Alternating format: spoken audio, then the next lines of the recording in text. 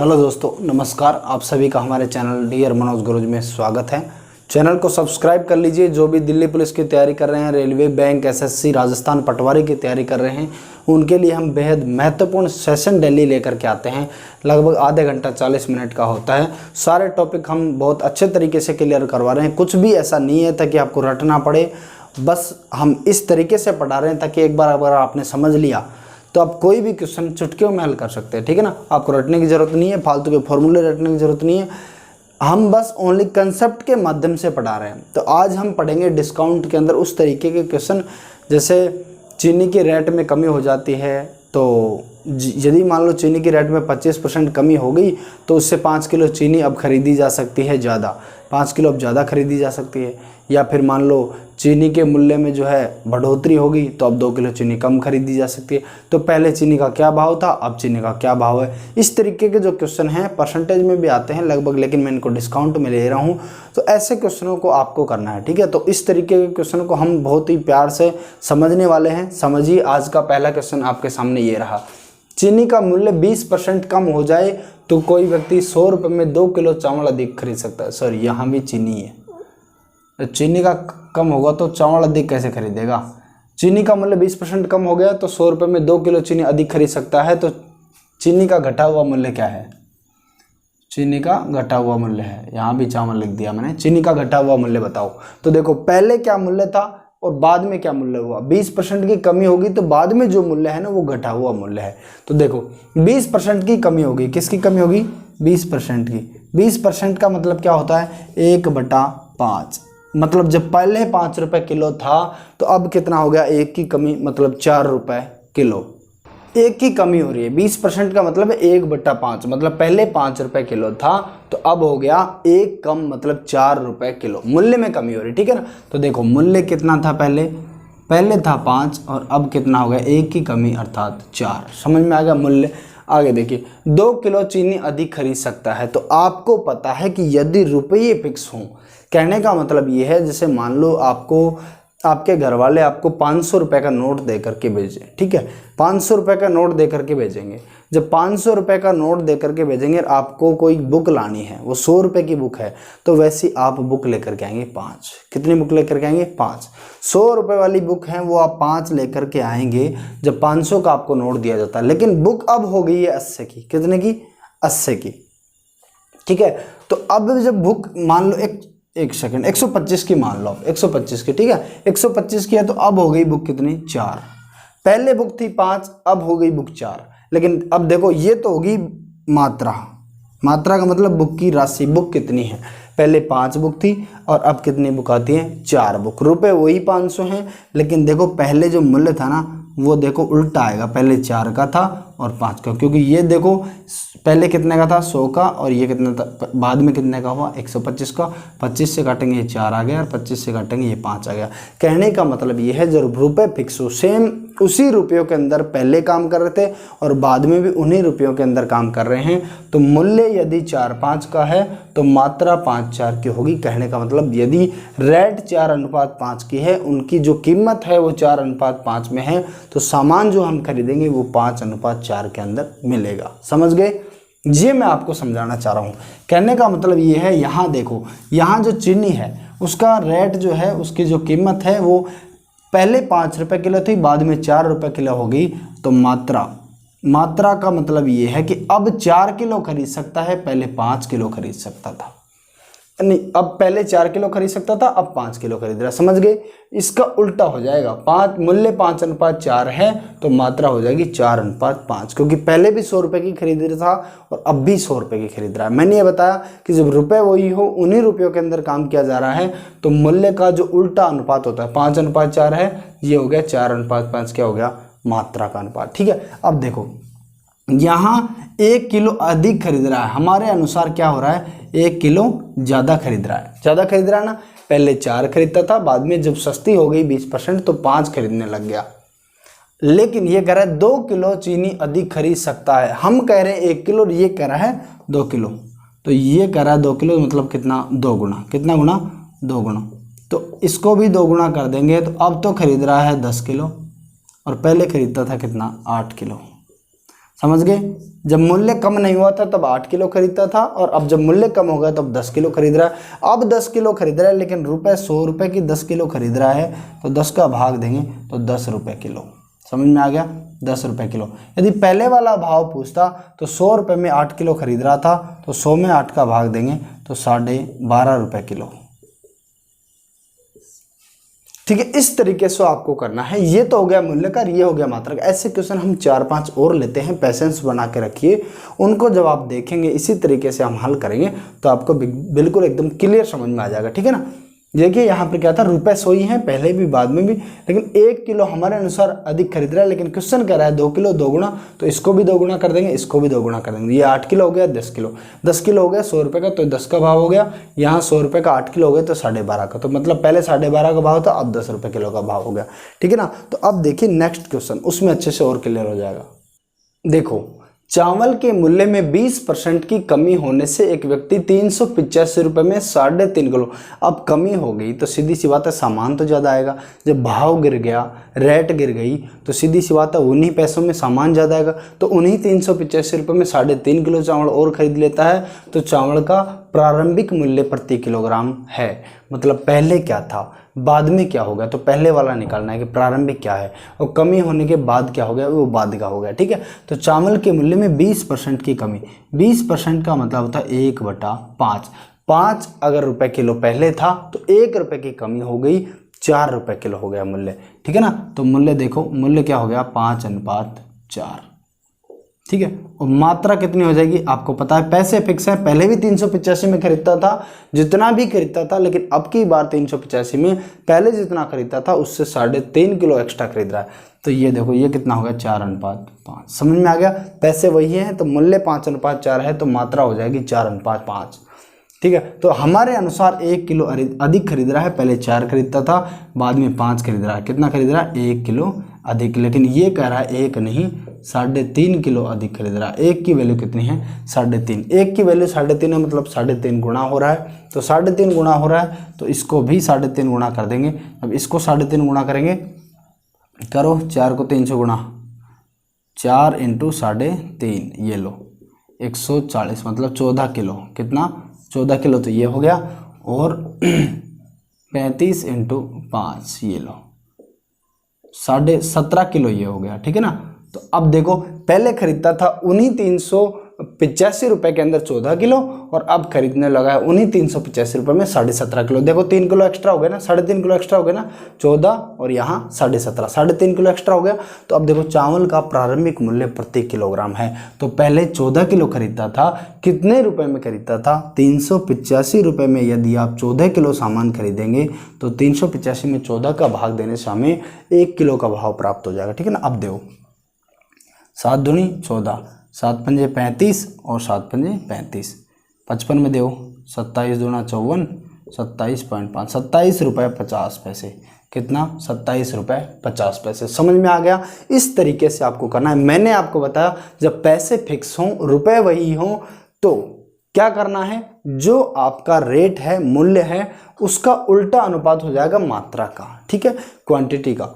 तो अब क्वांटिटी का जो है उसका उल्टा अनुपात हो जाएगा। तो यहाँ हमारे अकॉर्डिंग 1 किलो अधिक खरीद रहा है, लेकिन ये कह रहा है कि 1 नहीं 3.5 किलो अधिक खरीद रहा है, 3.5 गुना हो रहा है, तो इसको 3.5 गुना कर देंगे, इसको 3.5 गुना करेंगे, तो देखो ये आ गया 14 किलो और ये आ गया 17.5 किलो।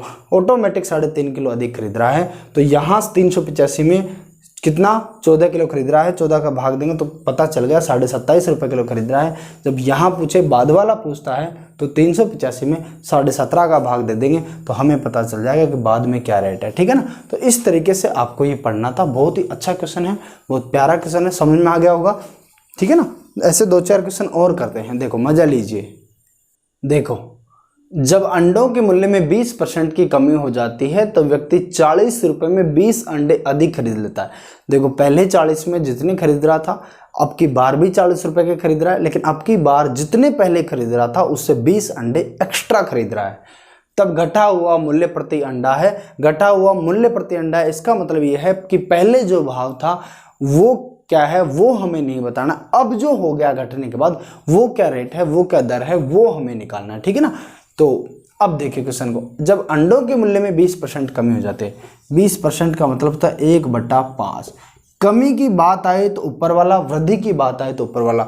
जब बोलता है कि 20% वृद्धि हो जाती है तो लिखेंगे 5 पर 1 की वृद्धि होगी, मतलब हो गया 5 का जब पहले भाव था तो बाद में हो गया 6 का। लेकिन यहाँ दे रखी है कि कमी हो जाती है, तो मूल्य पहले अगर 5 का था तो अब कितने का हो गया, 4 का। अंडे सस्ते हो गए। कौन कौन खाता है अंडे, खाया करो, मज़ा आता है, ठीक है ना, बहुत मज़ा आता है। तो आगे देखिए, ये हो गया मूल्य। अब मात्रा निकालते हैं, तो मात्रा क्या होगी, 4:5। ये लो, ठीक है। मैंने बताया था पैसे फिक्स हों तो मूल्य का उल्टा अनुपात कर देंगे, वो क्या जाएगा, मात्रा। 40 रुपये में पहले खरीद रहा था और अब भी 40 रुपये में खरीद रहा है। अब देखिए, लेकिन अब हमें पता है एक एक्स्ट्रा खरीद रहा है। कितना, एक एक्स्ट्रा खरीद रहा है, क्योंकि पहले अगर 4 खरीद रहा था तो अब सस्ते होने के बाद 5 खरीद रहा है, एक एक्स्ट्रा। लेकिन ये कह रहा है कि 20 अंडे अधिक खरीद लेता है। अब मेरे भाई जब 20 अधिक खरीद रहा है तो एक की वैल्यू क्या है, 20, तो कितने गुना है, 20 गुना, ठीक है ना। तो अब ये भी 20 गुना हो जाएगी, तो ये हो गया 80 अंडे। कितने अंडे, 80 अंडे। 80 अंडे पहले खरीदता था और जब सस्ते हो गए तो 20 को 5 से गुणा करूँगा तो ये आ गया 100 अंडे। अब कितने अंडे खरीदता है, अब खरीदता है 100 अंडे। पहले खरीदता था 80 अंडे और अब खरीदने लग गया 100 अंडे। कितने रुपए में, 40 रुपए में।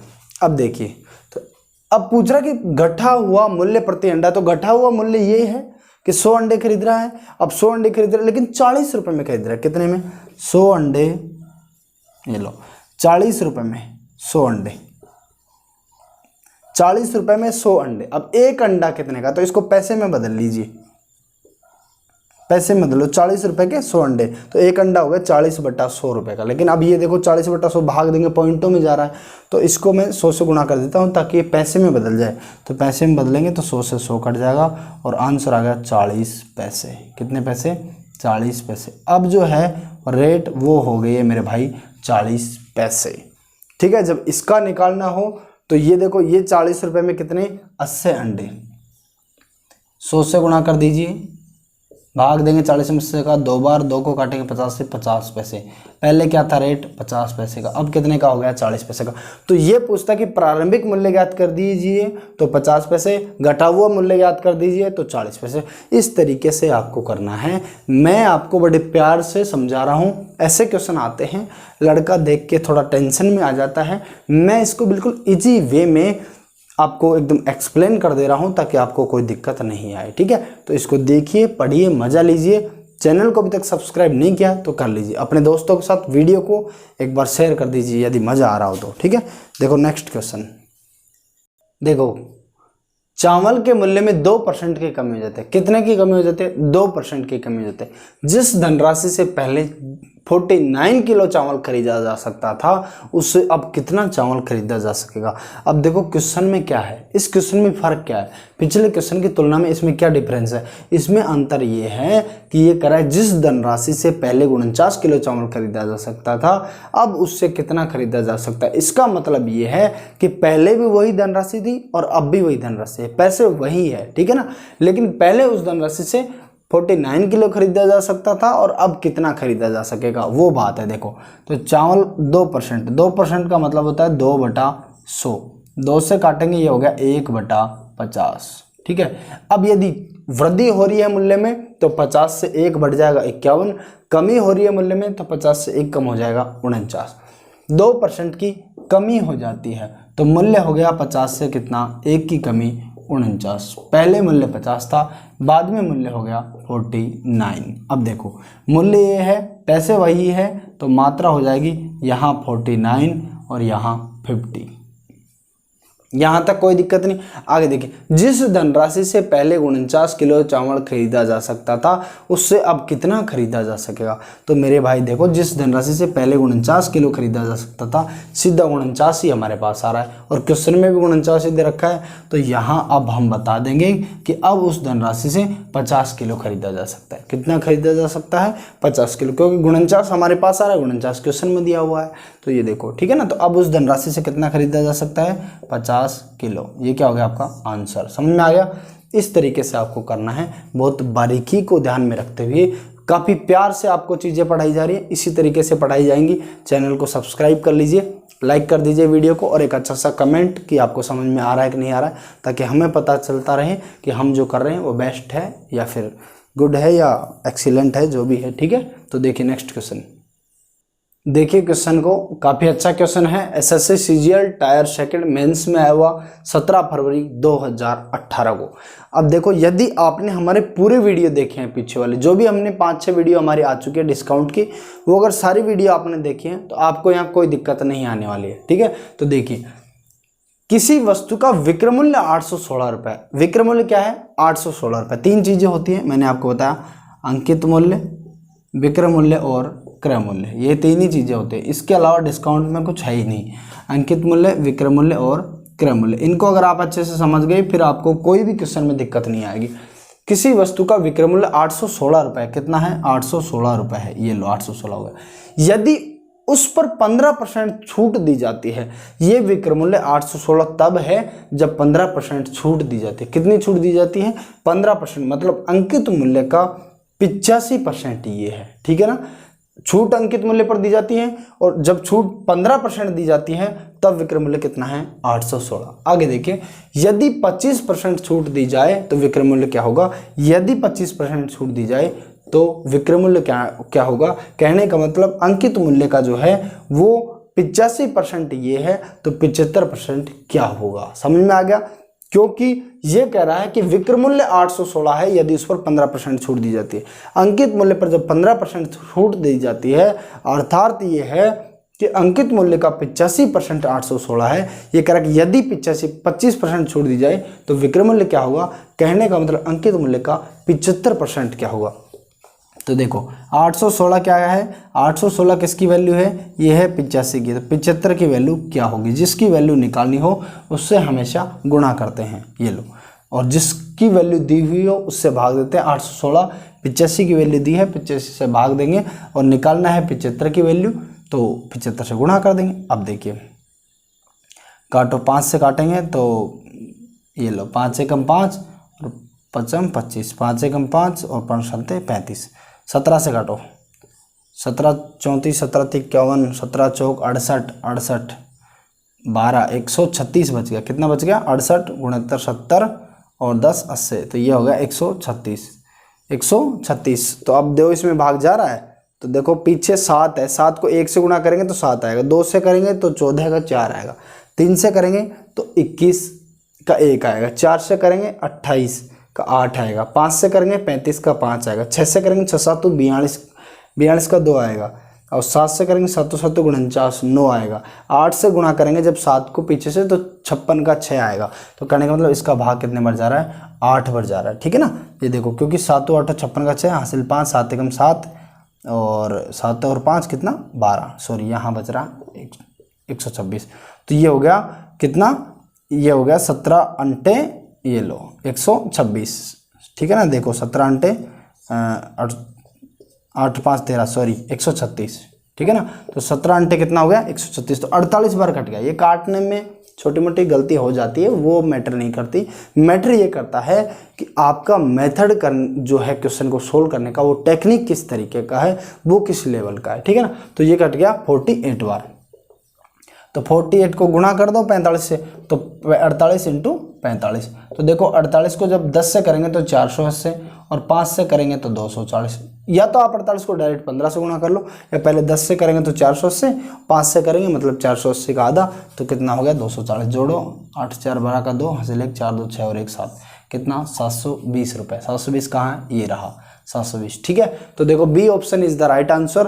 तो ये है एसएससी सीजीएल मेंस का सवाल। इसमें कुछ नहीं था, इसमें विक्रय मूल्य दिया है, यदि 15% छूट है तो 85 की वैल्यू 816 थी। तो पूछ रहा कि यदि 25% में अगर छूट देता अंकित मूल्य पर तो विक्रय मूल्य क्या होता? तो 75 की वैल्यू हमें निकालनी थी। इतना सा छोटा सा क्वेश्चन था, 720 आपका आंसर आ गया। बहुत ही अच्छा क्वेश्चन था, काफ़ी लो लेवल का क्वेश्चन था। यदि आप हमारे शुरू के 2-3 वीडियो देखते हैं तो आप इस क्वेश्चन को आराम से कर सकते हैं। ये सीजीएल मेंस में आया हुआ है, दिल्ली पुलिस, बैंक, रेलवे की एग्जाम में आ सकता है, राजस्थान पटवारी की एग्जाम में आ सकता है। जो भी भाई दिल्ली पुलिस की खासकर तैयारी कर रहे हैं, राजस्थान पटवारी की खासकर तैयारी कर रहे हैं, जो डेडिकेटेड हैं, वो हमारे चैनल को सब्सक्राइब कीजिए और हमारे साथ बने रहिए। ठीक है, हम पूरा कोर्स करवाएंगे, उनके लिए कुछ भी नहीं छोड़ने वाले हैं। तो देखिए नेक्स्ट क्वेश्चन।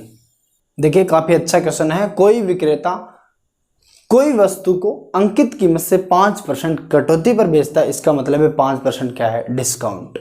यदि अंकित कीमत क्रय मूल्य से 12% अधिक हो और वस्तु 532 में बेची जाए तो उस वस्तु का क्रय मूल्य क्या होगा। मैंने आपको बताया 3 चीजें होती हैं, अंकित मूल्य, विक्रय मूल्य और क्रय मूल्य। सारे क्वेश्चन इसी मेथड से हमने करवाए हैं। आपने अगर अभी तक हमारे वीडियो नहीं देखे हैं तो प्लेलिस्ट में जाकर के वीडियो देख लीजिए, सारे इसी तरीके से मिलेंगे, ठीक है ना। तो देखो 3 चीजें होती हैं, अंकित मूल्य, विक्रय मूल्य और क्रय मूल्य। अंकित मूल्य क्रय मूल्य से 12% अधिक है तो क्रय मूल्य हमेशा आपको 100 मानना है, इससे 12% अधिक है, इसका मतलब 112 क्या है, अंकित मूल्य है, ठीक है। 12% सीधा सीधा 100 का 12% 12 होता है, अधिक हमने कर दिया। अब कह रहा है कि अंकित कीमत से 5% कटौती पर बेचता है, तो इससे 5% कटौती पर मतलब इसका 95% पे बेच रहा है। 5% कटौती मतलब इसका 95% क्या हो गया, विक्रय मूल्य।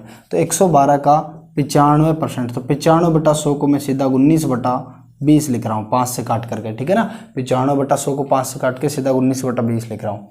अब देखो 2 से काटेंगे, ये हो गया 10 और यहाँ 2 से काटेंगे, 2 पंजे 10 और 2 छिक्का 12, तो ऊपर हो गया 56 × 19, नीचे हो गया 10। तो एक बार मैं साइड में गुणा कर लेता हूँ, 56 × 19 तो करेंगे तो 9 छिक्का 54 का 4 हासिल 5 और 9 पंजे 45 और 5 50 × 56, ये लो 4 6 1000 कितना आ गया, 64। 1064 में जब 10 का भाग लगेगा तो 106.4, कितना, 106.4। तो देखो ये 112 है, ये 100 है और ये है 106.4। तो कहने का मतलब ये हो गया कि ये जो है 6.4% क्या कमा रहा है, लाभ कमा रहा है, ठीक है ना। जो 100 से ऊपर जो है ना, 100 क्रय मूल्य, तो इससे ऊपर है वो लाभ, ये प्रॉफिट ही है। तो 106.4 में बिक रहा है तो ये क्या है, 6.4 इसका प्रॉफिट परसेंटेज, इतना इसको लाभ हो रहा है। लेकिन कह रहा है वस्तु 532 में बेची जाए तो उस वस्तु का क्रय मूल्य क्या होगा। यदि 532 में बेची जाए तो क्रय मूल्य क्या होगा।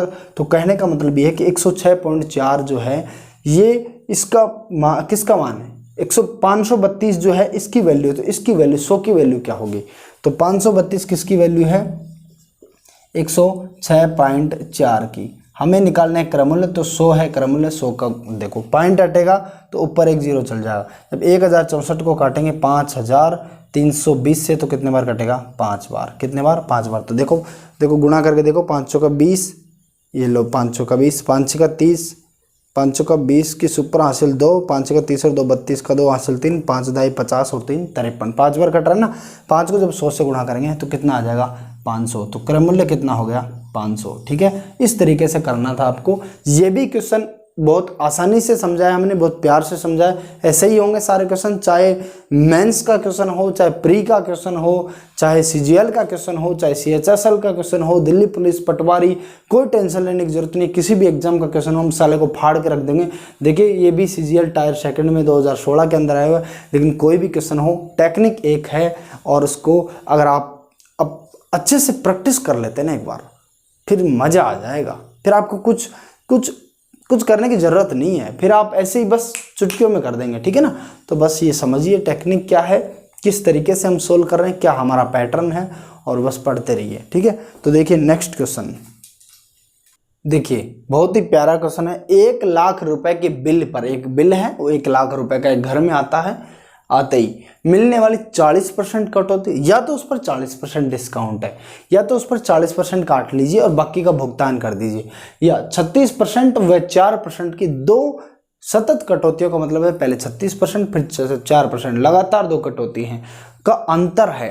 वो कह रहा है या तो 1 लाख पर 40% की कटौती कर लो, या 1 लाख पर पहले 36% फिर 4% की कटौती कर लो। तो उनका जो गैप है ना वो क्या है, उनका अंतर क्या है, ये हमें निकालना है। देखो उनका अंतर क्या है, ठीक है। तो समझ गए, 40% कटौती एक बार सीधी सीधी दे रखी है और एक बार दे रखी है 36% व 4%। तो देखो 40%, तो 40% आप समझते हैं सीधा सीधा क्या होता है 40%, लेकिन 36% व 40% कितना, 36% व 40% कभी भी 40% से कम ही होगी, हमेशा कम ही होगी, बराबर या अधिक नहीं होगी, हमेशा क्या होगी, कम ही होगी। 40% से कमी होगी। देखो 40% है, ये तो अपने आप में 40% है, ये तो 1 लाख का 40% हो जाएगा, लेकिन ये 36% और 4% है, ये 40 या 40 से ऊपर कभी नहीं होंगी, हमेशा क्या होंगी, 40 से कम ही होंगी। कैसे निकालते हैं हम, आप सबको पता है, a + b - ab बटा 100, ये क्या होगी, इनकी एक छूट, दोनों को मिलाकर के एक छूट। तो a + b में 36 + 4 कितना हो गया, 40 माइनस ab बटा 100, ab का मतलब 36 × 4 बटे में 100। तो देखो ये तो है 40% और ये है कितनी, 40 माइनस ये वाली। तो देखो ये तो 40 है और ये 40 में से कुछ कम है, तो जो 40 ये है परफेक्ट, ये 40 में से कुछ कम है, तो जो कुछ कम है वही तो इनका अंतर है। क्या है, वही इनका अंतर है। तो 36 × 4 बटा 100 ये क्या है, अंतर। तो ये हो गया 144 बटा 100, तो भाग देंगे, ठीक है ना। तो 144 बटा 100 क्या हो गया, अंतर। समझ में आ गया, ये बस इसका अंतर है और इसमें कुछ नहीं है। अब इसको हम निकाल लेंगे, इसमें कोई दिक्कत वाली बात नहीं है, ये इसका अंतर है। तो इसमें क्या होता है, a + b - ab बटा 100%, ये अपने आप में 1% है और ये अपने आप में एक 40% है। तो ये तो हो गया इसका अंतर। तो ये कितना हो गया, ये % हो गया, 144 बटा 100%। 40% ये है, उसमें से 36 × 4 बटा 100% ये जो है ये अलग से है, ये अंतर है। तो इसको ही निकाल लेंगे हम डायरेक्ट 1 लाख का। तो 1 लाख का निकालो, 1 लाख का ये हो गया 1000, 10,000, लाख का 144 बटा 100%। जब परसेंट का चिन्ह हटेगा तो यहाँ लग जाएगा 1 बटे में 100। समझ में आ गया, परसेंट का चिन्ह जब हटेगा तो क्या लगेगा, 1 बटे में 100। वो 100 से नीचे गुणा करते हैं ना, तो ये कर दिया मैंने 1 बटा 100 से गुणा। तो देखो 2 और 2 4, 4 0 काट दो सीधी, 1 2 3 4, तो ऊपर 144 × 10 बच गया, तो ये हो गया 1440। कितना अंतर है, 1440। ठीक है, यही आपको निकालना था। यहाँ क्या है, दो चीज़ें हैं, यदि वो 40% का बिल है जो इस पर छूट है उसमें, और 36% और 4% की छूट है उनमें अंतर यदि है, तो वो 1440 रुपये का अंतर है। ठीक है, तो इस तरीके से आपको करना था। अब 1-2 क्वेश्चन मैं और करवाता हूँ, फिर इस वीडियो को हम विराम देंगे। तो देखिए नेक्स्ट क्वेश्चन, देखो जो फिलहाल आपके सामने क्वेश्चन जो स्क्रीन पर आपको दिख रहा है बहुत ही सिंपल क्वेश्चन है, लेकिन 3-4 एग्जाम में आया हुआ है, तो इसलिए मैं एक बार आपको बता देता हूँ। a% तथा b% की 2 क्रमिक छूट है, 2 लगातार छूट है, अकेले कितने प्रतिशत छूट के बराबर है। तो आप सबको पता है कि ये इसका फॉर्मूला है, ठीक है ना। ये ऑप्शन नंबर 3 राइट आंसर हो जाएगा। 2-3 एग्जाम में आया हुआ है, ये 2013 में आया हुआ है, 2011 के अंदर SSC में आया हुआ है। तो इस तरीके से मैंने बता दिया, बस ये है, आप सबको पता है, ठीक है ना। तो अब बढ़ते हैं हम नेक्स्ट क्वेश्चन की तरफ। देखो बहुत अच्छा क्वेश्चन है, मैंने ऑप्शन इसलिए लिखे हैं कि ताकि आपको कुछ अलग से समझा सकूं कि आप ऑप्शन की हेल्प कैसे ले सकते हैं जब ऐसा क्वेश्चन दिया हो। तो एक वस्तु पर 500 रुपये अंकित है, मतलब वस्तु है उसका अंकित मूल्य 500 है, ठीक है। दुकानदार ने उस पर x%, y% और z% की क्रमिक छूट दी। पहले x% छूट दी, फिर y% दी और फिर z% छूट दी। तो शुद्ध विक्रय मूल्य क्या होगा। अब शुद्ध से मत घबरा जाना, शुद्ध से कोई मतलब नहीं है, यहाँ हमें सीधी सी बात है विक्रय मूल्य निकालना है। तो देखो 500 रुपये अंकित मूल्य है, उस पर x% छूट है, y% छूट है और z% छूट है। अब देखो जब आपको विक्रय मूल्य दिया हुआ होता है, जैसे विक्रय मूल्य है मान लो कुछ भी, वो अंकित मूल्य है कुछ भी, अंकित मूल्य आपको दिया हुआ है, उस पर मान लो 30% छूट है, उस पर जैसे मान लो कि 400 रुपये अंकित मूल्य है, तो 400 रुपये अंकित मूल्य है और उस पर 30% छूट है, तो उसका 70% क्या हो जाता है, विक्रय मूल्य। फिर उस पर 10% छूट है, तो उसका 90% क्या हो जाता है, ये विक्रय मूल्य। तो यहाँ जो हम लिखते हैं ना, वो 100 में से घटा करके लिखते हैं। जब 30% छूट है तो हमने लिखा 100 - 30, ठीक है ना। जितनी छूट है उतने में तो विक्रय छूट है, वो जो है 30% की छूट है वो निकाल देंगे 100 में से, तो बच गया 70%, तो वो यहाँ लिखते हैं, ठीक है। तो इस तरीके से मैं ये कहना चाह रहा हूँ कि जब x% की छूट है तो उसको 100 में से निकालो, तो कितना आ जाएगा, 100 - x। जब y% की छूट है, देखो यहाँ 10% की छूट थी, तो 100 में से 10 को निकाला, तो हमने यहाँ क्या लिखा, 90। तो इसी तरीके से जब y% की छूट है तो हम लिखेंगे 100 - y अंकित मूल्य का, फिर लिखेंगे 100 - z। तो यहाँ देखो यहाँ छूट है 100 - x, ठीक है, लेकिन यहाँ 100 + y है, तो देखो डिस्काउंट को जोड़ रहा है। डिस्काउंट देखो यहाँ 30% की छूट है, तो हम यहाँ 130 थोड़ी लिखेंगे, यहाँ हम लिखेंगे 70। कितना लिखेंगे, 70। तो यहाँ ये जोड़ रहा है, प्लस कर रहा है, तो ये ऑप्शन कभी नहीं हो सकता, डिस्काउंट लेस होगा। यहाँ देखो तीनों में, दोनों में प्लस कर रहा, तो ये भी नहीं होगा।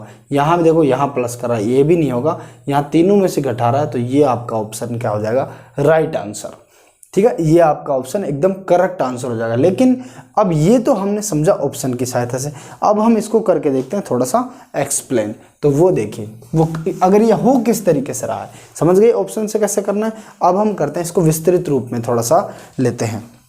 देखो अंकित मूल्य कितना है 500, तो अंकित मूल्य हो गया 500।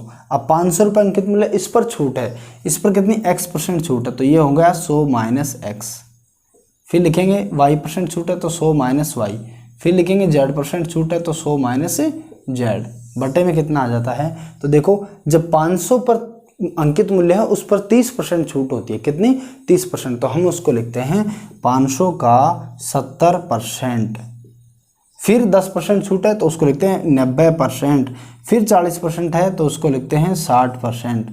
तो यहाँ नीचे हर बार 100 आ रहा है, कितना आ रहा है, हर बार 100 आ रहा है। तो यहाँ पहले x% छूट है, इसके नीचे भी 100 आएगा, इसके नीचे भी 100 आएगा, तो तीनों बार 100 आएगा, ठीक है ना, गुणा कर लेंगे। ये लो, अब कोई दिक्कत नहीं, अब आप समझ लीजिए, आराम से हो जाएगा। अंकित मूल्य 500 है, तो देखो 100 को काटेंगे 500 से कितने बार, 5 बार। 5 को काटेंगे 100 को यहाँ 20 बार, ठीक है ना। तो आपके सामने है, ये आपके सामने है 20 × 100। अरे यार गलती कहाँ हो रही है, 500 नहीं, शायद अंकित मूल्य 5000 होना चाहिए, 5000 होना चाहिए, 5000 है, सॉरी मैंने लिखने में गलती कर दी, ये 5000 है, ठीक है। तो जब ये 5000 है तो ये लो, तो ये 50 बार कट जाएगा।